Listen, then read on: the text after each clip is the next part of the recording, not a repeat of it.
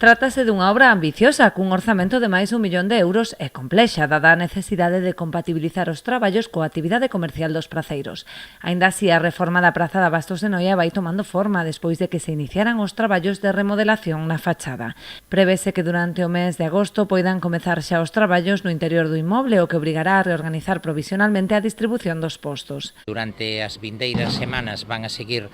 con traballos fundamentalmente orientados hacia a recuperación e posta en valor do exterior, canalóns de recollida de augas,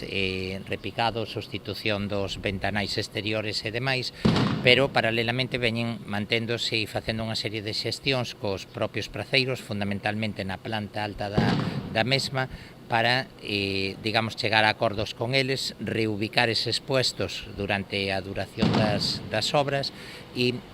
bueno, hai que decir que as reunións foron satisfactorias, que ao longo das últimas conversas mantidas, pois, conseguiuse chegar xa a acordo para definir esas ubicacións provisionais e tamén, incluso en algúns casos, pois a ubicación definitiva unha vez que este rematada a actuación. Dende o Concello agardan que unha vez finalizada a reforma contribúa a dotar de máis servizos ao mercado e darlle un novo enfoque como punto de referencia na celebración de actividades gastronómicas, exposicións e unha zona destinada a postos de hostalería. Convertilo nun punto de reclamo para determinadas actividades, tanto exaltacións como show cooking, como demostracións, exposicións que se van a facer unha vez que as obras estén rematadas e que estamos seguros que vai a contribuir a facer máis apetecible para os puestos que aí están implantados abrir en horario de tarde na planta